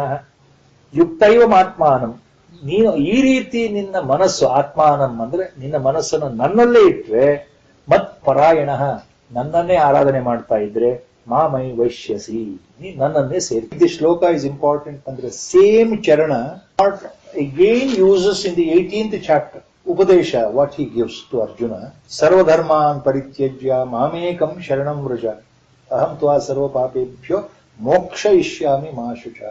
ಎಲ್ಲವನ್ನು ಮರೆತು ಎಲ್ಲವನ್ನು ಬಿಟ್ಟು ನೀನು ನನಗೆ ಶರಣಾಗುತ್ತೆ ಹೇಳ್ತಾನೆ. Just before that shloka third says ಮನ್ಮನಾ ಭವ ಮದ್ಭಕ್ತೋ ಮದ್ಯಾಜಿ ಮಾಂ ನಮಸ್ಕುರು. Same thing is repeated. ಚೆಕಪ್ 4ನೇ ಶ್ಲೋಕದಲ್ಲಿ ಇದನ್ನೇ ಬರುತ್ತೆ ಅಲ್ಲ, 64 65ನೇ ಶ್ಲೋಕ. ಸರ್ವಧರ್ಮಾನ್ ಶ್ಲೋಕಕ್ಕೆ ಹಿಂದಿನ ಶ್ಲೋಕ. ಮನ್ಮನಾ ಭವ ಮದ್ಭಕ್ತೋ ಮದ್ಯಾಜಿ ಮಾಂ ನಮಸ್ಕುರು ಮಾಮೈ ವೈಶ್ಯಸಿ ಸತ್ಯಂ ತೇ ಪ್ರತಿಜಾನೆ ಪ್ರಿಯೋಸಿಮೆ ಅಂತ ಎಂಡ್ ಆಗುತ್ತೆ. Last phrase is different. There is no difference between the two shlokas. So why the same shloka is repeated finally as I advised? 18ನೇ ಅಧ್ಯಾಯದಲ್ಲಿ ಕೊನೆಯಲ್ಲಿ ಭಗವಂತ ಕೊನೆಯ ಉಪದೇಶ ಮಾಡ್ಬೇಕಾದ್ರೆ ಮತ್ತೆ ಇದನ್ನೇ ಹೇಳ್ತಾ ಇದ್ದಾನಲ್ಲ. ಈವಾಗ ಹೇಳಿದ್ದ ಈ ಶ್ಲೋಕ ಇದೆಯಲ್ಲ, ಈ ಭಾವವನ್ನೇ ಅಲ್ಲಿ ಹೇಳ್ತಾ ಇದ್ದಾನಲ್ಲ. ಒಮ್ಮೆ ಹೇಳಿದ್ದನ್ನು ಮತ್ತೆ ಯಾಕೆ ಭಗವಂತ ಅದನ್ನೇ ಹೇಳ್ತಾನೆ? ಒಮ್ಮೆ ಹೇಳಿದ್ದನ್ನೇ ಹೇಳ್ತಾ ಇದ್ದಾನೆ ಅಂದ್ರೆ ಅದರ ಪ್ರಾಮುಖ್ಯತೆ, the importance of that. The first line is so important, it is repeated there. Manmana bhava madbhakto madhyaji mam namaskuru. Throughout my life. Mame vaishyasi satyam te pratijane priyosime. Satyam te pratijane. See, I am promising you, Arjuna. He says that. He says, this is my promise. ನಾನು ನಿನಗೆ ವಚನ ಕೊಡ್ತಾ ಇದ್ದೇನೆ ಅಂತ ಅಲ್ಲಿ ಹೇಳ್ಬಿಟ್ಟ ಅರ್ಜುನ, ಕೃಷ್ಣ. ಯಾವ ವಚನ? ನೀನು ನನಗೆ ನಮಸ್ಕಾರ ಮಾಡಿದರೆ, ನೀನು ನನ್ನನ್ನ ಆರಾಧನೆ ಮಾಡಿದರೆ, ನೀನು ನನ್ನಲ್ಲೇ ಮನಸ್ಸಿಟ್ರೆ, ನೀನು ನನ್ನನ್ನೇ ಸೇರ್ತೀಯ. ಅಂದ್ರೆ ನಿನಗೆ ಮೋಕ್ಷ ಪ್ರಾಪ್ತಿ ಖಂಡಿತ. ಇದು ಸತ್ಯವಚನ, ನಾನು ಕೊಡ್ತಾ ಇರೋ ವಚನ ಅಂತ ಅಲ್ಲಿ ಹೇಳಿದ ಮೇಲೆ ಕೊನೆಯಲ್ಲಿ ಇಲ್ಲಿ ಏನ್ ಹೇಳ್ತಾ ಇದ್ದಾನೆ? ಮೊದಲೇನೆ ನನಗೆ ಅದ್ರ ಸುಳುವು ಕೊಡ್ತಾ ಇದ್ದಾನೆ ಭಗವಂತ. ಇದು ಅರ್ಥ ಮಾಡ್ಕೊಳಪ್ಪ, ಮುಂದೆ ಇದನ್ನೇ ನಾನು ಹೇಳ್ತೇನೆ ನಿನಗೆ. ಏನು? ಮನ್ಮನಾಭವ ಮದ್ಭಕ್ತೋ ಮದ್ಯಾಜಿ ಮಾಂ ನಮಸ್ಕುರು ಮಾಮೇ ವೈಶ್ಯಸಿ ಯುಕ್ತಯೋ ಮಾತ್ಮಾನಂ ಮತ್ಪರಾಯಣ. ಆ ಶ್ಲೋಕಕ್ಕೂ ಈ ಶ್ಲೋಕಕ್ಕೂ ಏನು ವ್ಯತ್ಯಾಸ ಇಲ್ಲ. The meaning is same. So this is how we have to remember, as our Gurudev used to say, Manmana bhava madbhakto madhyaji mam namaskuru. Says there in the 18th chapter, I am giving you the secret information, holiest of the holiest information, Arjuna. This is the Satyavachana I am telling you. Again and again I am telling you, remember my advice. Sarva goshyatamam ಶೃಣುಮೇ ಪರಮಂ ವಚ ಅಂತ ಶುರು ಆಗುತ್ತೆ. ಇದು secret information, sacred information, holy information I am giving you. ಅತ್ಯಂತ ರಹಸ್ಯವಾದಂತಹ ಪವಿತ್ರವಾದಂತಹ ಉಪದೇಶವನ್ನು ನಾನು ಕೊಡ್ತಾ ಇದ್ದೇನೆ ಅರ್ಜುನ ಅನ್ನೋ ಭಾವ ಈ ಶ್ಲೋಕದಲ್ಲಿದೆ. ಈ ಶ್ಲೋಕ ಹೇಳಿದ ಕೂಡಲೇ ಈ ಅಧ್ಯಾಯದಲ್ಲಿ ಕೊನೆಯಾಗುತ್ತೆ. ಅದಕ್ಕೋಸ್ಕರ ಇದನ್ನ ರಾಜವಿದ್ಯಾ ರಾಜಗುಹ್ಯ ಯೋಗ ಅಂತ ಹೆಸರು. ರಾಜವಿದ್ಯಾ ರಾಜಗುಹ್ಯ ಅಂತಂದ್ರೆ ಅತ್ಯಂತ ಶ್ರೇಷ್ಠವಾದ, ಅತ್ಯಂತ ರಹಸ್ಯವಾದ ಉಪದೇಶ ಅಂತ. ಪ್ಯೂರ್ ಡಿವೋಷನ್, ಅನನ್ಯ ಭಕ್ತಿ, ಪರಮಾತ್ಮನಲ್ಲಿ ಸಂಪೂರ್ಣ ಶರಣಾಗತಿ. ನಮ್ಮ 9ನೇ ಅಧ್ಯಾಯ ರಾಜವಿದ್ಯಾ ರಾಜಗುಹ್ಯ ಯೋಗ ಮುಗಿತಾ ಇದೆ.